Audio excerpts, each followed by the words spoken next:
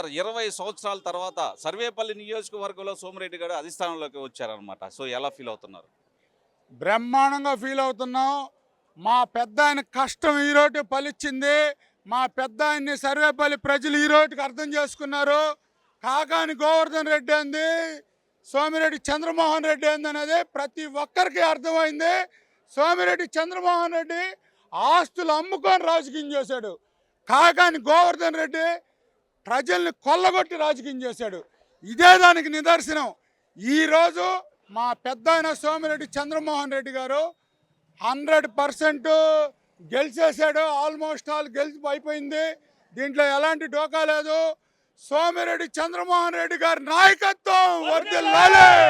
సోమిరెడ్డి చంద్రమోహన్ రెడ్డి గారి నాయకత్వం వర్ధిల్లాలి. సోమిరెడ్డి జీవితం సర్వేపల్లికి అంకితం. ఇది కంటిన్యూ అవుతుంది. పెద్ద ఆయన ఎవరిని అన్యాయం చేయలేదు, ఏ ఒక్కరిని నాశనం చేయలేదు. గోవర్ధన్ రెడ్డి వచ్చాక ప్రజలందరినీ నాశనం చేశాడు. జగన్మోహన్ రెడ్డి కంటే ఇంకా ఘోరంగా ఉన్నాడు. వాళ్ళ పార్టీయే ద్రోహం పార్టీ. దాని గురించి మాట్లాడలేదు. పెద్ద ఆయన ఈరోజు కూడా ఆయన ఆస్తులు అమ్ముకొని రాజకీయం చేశాడు. ఏ వ్యక్తిది ఆశించలా, ఏ ప్రజల్ని దోచుకోవాలా.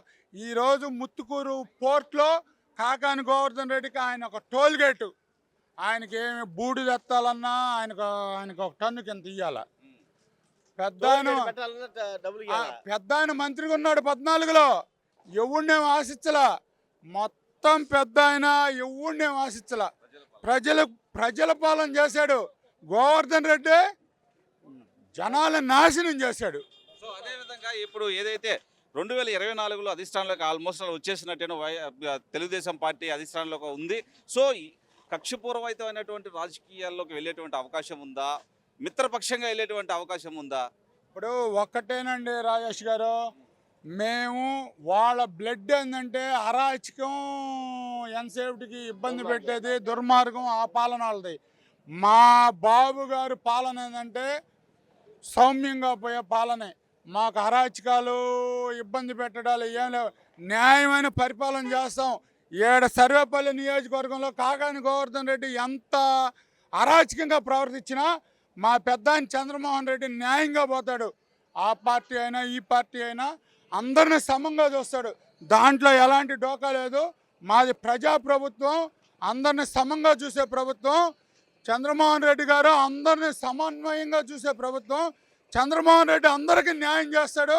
దాంట్లో ఎలాంటి డోకా లేదు. 100% చంద్రమోహన్ రెడ్డి గారు అసెంబ్లీకి వెళ్తున్నాడు. దాంట్లో ఆపే దమ్మేడుకు లేదు. ఏమైనా కానీ సోమిరెడ్డి చంద్రమోహన్ రెడ్డి గారు 15,000 నుంచి 20,000తో బయటపడుతున్నాడు. 20,000 మెజార్టీతో బయటపడుతున్నాడు.